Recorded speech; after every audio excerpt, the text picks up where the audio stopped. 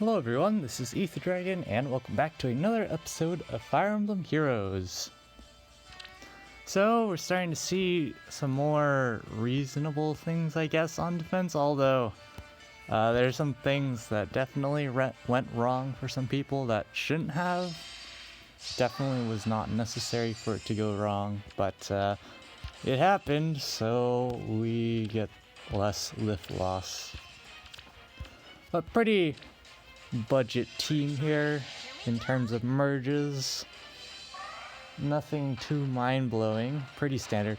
Now that Milla is in the game as a light mythic, I definitely do see a lot more people running dual Alphons during light season. Of course, he's always been a decent tank, but Milla, of course, buffs his defense even further, so Open in the future does more damage, so he can heal more and maybe probably one-shot more things. And at the same time, also, Milla also has the ability to inflict isolation and buff units, so pretty good value. But of course, I think we all know what's going to happen at this point. It's all the same. This is kind of sad though. So of course they aren't able to one-shot, but Lilina murders her father. Feels bad, man. Lilina also murders her younger self. Feels dirt, man. And to that, they have some serious brain damage, Kappa, and have to surrender. But yeah, double Milla, pretty standard. This is pretty stacked team, I would say. This is about as ridiculous as things can get in terms of what you face. A full +10 team and double Milla, of course, again buffing dual Alphonse's defense further, which is great for him. Somehow he still only has 49 visible defense, but maybe that's just me. It doesn't feel very impressive. But of course, with close foil and imbued coma, can get some more. Close foil kind of makes sense, definitely, because you're not going to take very much against, say, the average Sothis or whatever, so you can concede that, and it also makes it easier to pick up ether structures or whatnot. There's a big thing for the higher tier folks is they are pretty reliant on they're pretty reliant on picking up ether structure since they're trying to go for the highest score possible. Like, this is a +190 lift team. So they just surrender here. With their double Milla setup, they could have just used hit and run with their dual Alphons, and things would have turned out probably much better if they played it right, because they have pulse smoke, say, on Layla, so I feel like they definitely could have done much better in terms of play, but that's how things go sometimes. And there's ladder, so they don't really have to worry too much. It's a pretty decent offense strategy, so I don't imagine they would have had a difficult time doing things. This person bringing catapult also has you might have noticed what I've been facing this season. This is also going to be a very easy win for them. My team is, especially after they sniped the healing tower, so they don't even have to burn turns for that, but it's not like they would ever get timed out by this team anyways. It's a very easy team to deal with, and of course they have the classic tech bolt tower placement for the chip damage. And because healing tower is gone, they don't have to worry about breaking it by the end of turn 3 to avoid losing all that bolt tower value. But it's like they're just getting set up here, and Kronia is actually barely able to kill there. If I actually buffed some stuff, she would have had some problems there, but I mean, once you take out the Vantage unit, all these units have terribly mad defense, and at 1 HP or less is just 1 HP or less. 1 HP or somewhere slightly more than that, and generally Kronia can pick up those kills. If she can't, then I'd say that's pretty sad. If you can't even do 1 damage, you probably should not be trying to Vantage with that kind of a unit. Unless, of course, you do something like me and have Nino max debuffed, and I don't know. You'd have to do quite a bit to do 0 damage with a Vantage unit that's remotely competent. Or you have to face a super tank team or something. Here we have this Noe. Very interesting choice of skills. Like, why would you put Sudden Panic on your carry unit? I know you have a high HP stat, so it's good for that, but I feel like if you're gonna carry, you should probably have someone else do that for you, so you don't run into an issue of, oh, now you can't run a B skill. Because as you see here, things are incredibly rigged. This person did not do their daily damage calcs, unfortunately. They could have won this super easily, because of course they don't even get affected by Panic Manner here, since he has 76 HP. So it's like, even so, you still goof this out. And my units are also debuffed as well, like this is like ultra oof. So they use Harsh Command Plus here, perfectly fine play. You know, Noe's debuffed or whatever. Doesn't matter too much. The big thing to note is Lilna's debuffed for 5 attack, and Sonya's Sonya, she's only merged to +2. So, of course, Noe's never going to kill, so we all know we're going to get the attack in. Sonya doesn't kill, but Lilna debuffed gets the exact skill. If they buffed her res with Peony, none of this would have happened. Everything would have been fine, because then it would have just been reds against Noe with bonus doubler, of all things especially. So definitely did not need to lose this match, but that's what happens when you don't do your daily damage calcs, Kappa. You don't know stuff like that's going to happen. And of course, Lilna was debuffed for attack as well, so if there wasn't that debuff, it still would have been overkill. It probably wouldn't have not been a kill. I don't know. There's some things going on here, but yeah, you can see the pattern of what I'm facing. This is why the team is just engineered to maximize my lift loss to -40, because it's like, I can't do anything against these teams. Like, we all know what's gonna happen here. You can just max buff Fallen Ike, then put him under the Panic Manner for more power. Well, I guess not technically more power, but you get more stats out of it. And so, yeah, we're not really gonna do very much, because the thing about damage reduction is that it reduces all types of damage, so it doesn't matter that Sonya has Dark Excalibur, even that plus 10 damage is still getting reduced as well. And none of my team really has that much actual firepower outside of special damage, so it's pretty much free real estate for them to pick up the win at this point. So nothing too special here, but yeah.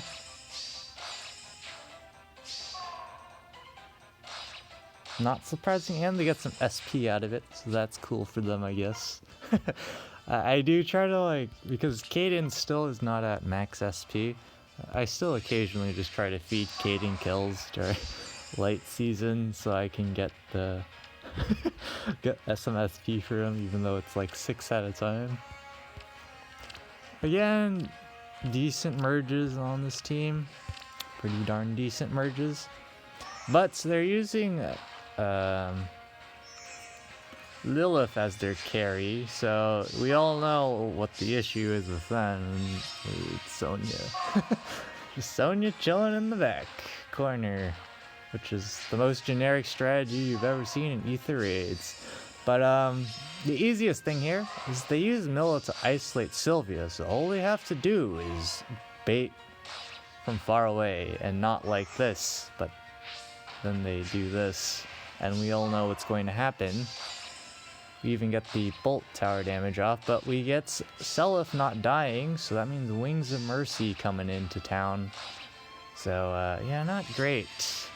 They definitely did not need to do that at all, and I'm pretty sure they could have won this. They could have set it up for, I don't know, say maybe Mailcorin to chip down, because he's probably fast enough to double Seliph, right? And then use Lilith to face tank or something. The Ignis shot. Or heck, just deny the Ignis from even proccing with like Milla. So then you can just chip him down for free, basically. And then you would just have to worry about Sonya, which I'm pretty sure you would be able to deal with. But yes, I think we all understand what's going on here. Just facing a lot of plus 10s this week. But I mean, you can only do as well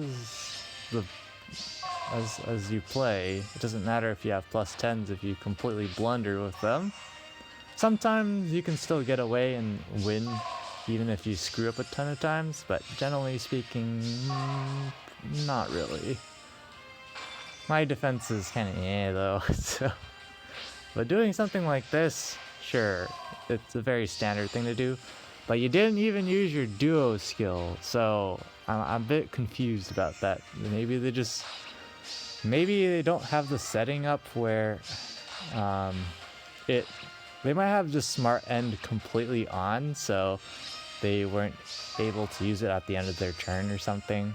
That totally would have been possible, but Sonya was there anyways, so I don't feel like you're gonna live anyways. Of course, Solif is never going to live this. And the rest of my team does not have any damage output whatsoever, especially Sonya without her special. Even with her special, she's barely picking up one-shots, so it's kind of Or she's just missing them, of course, as you saw. The new E, just super HP stacking. It doesn't matter if you have a lot of damage if you just outstack bulk for it. So it's a lot of 2-kill matches, which I mean that's fine. That's basically what I'm going for at best. I generally don't expect solid wins. Here we see a super rare thing. You don't see this every day. You see Brave Lucina with an Archer Virian, a Virian close counter advantage, which is definitely different. Not terrible, but not the greatest. Dignified Bow's pretty solid, of course. That's basically always guaranteed +4 to all stats. And then Brave Lucina, if their drive attack seal was maximum, they could get like mid-70s in attack, which is not terrible, but for advantage strategy, not the greatest. But they have Pulse Smoke, and that's all that matters. So, yeah, we're not going to do very much. There's Soul, of course, is well ready, so they're just going to heal back most of what they take. But unfortunately here, for us, we cannot punish the fact they don't kill Seliph. We could have gotten 2 kills there if Sonya actually had more merges and maybe some flowers. Same thing for Lilna. Partway in the season, I decided to switch to attack speed bond because I'm like, might as well give her some speed, sacrifice that 1 point of attack over from Death Blow. Because realistically, if I'm off by 1 attack, there's always going to be those scenarios. It just happens all the time, especially during anime season. Goodness, 1 point off of speed, 1 point off of attack, happens all the time. So, not particularly concerned. And I mean, I think we all know what's going to happen here. We have a +10, a full +10, and then +5 P&E and Duo Makaya. I wonder what's going to happen. And in general, there's not very much I can do to counter something like this. I could have Legendary Kramen and he would do alright, but the problem is then I lose to other teams, and this is very rare for me to actually see Duo Bethune, especially at +10. You don't see that too often. So I don't really care too much about teching against this matchup, or just armors in general. Like, back in the day, I saw a lot of Halloween Murs just terrorizing my team, but yeah. At the end of the day, it's just like, do I really want to bother with this? Because I can't prevent Zephyr Breath from proccing since there's an ally in 2 spaces. I can like panic her, but it doesn't do anything. So I don't feel like there's really much I should bother doing. Like I could toss in Legendary Julia or something. She wouldn't be able to kill probably, unless I did something crazy. Someday I just want to like super troll when I eventually plus 10 Legendary Julia, which is partially what I'm saving up for. Waiting till there's a Peony and Legendary Julia focus, which is going to be a while, and hopefully a good 3rd focus. If it also happens to be another like Legendary or Mythic hero on that color, just like it was Legendary Crom when I was going for plus 10 Legendary 0, then that's even better, I guess. But in the meantime, we might be getting top 6k here. We'll see. Didn't do the greatest on defense this week, but I mean, it's kind of expected. It's the same old defense, doing the same old things. And Allegiance battles, barely top 500 right there. Pretty straightforward. Arena, again, pretty straightforward. I had to re-roll for my random matchups because I got like 3,784. And it was a couple hundred ranks from dropping, so I just decided to re-roll and got way overkill. I was only fishing for 746s, but the game kept giving me more than that, so I just ended up getting a better score and just outside of top 1k again.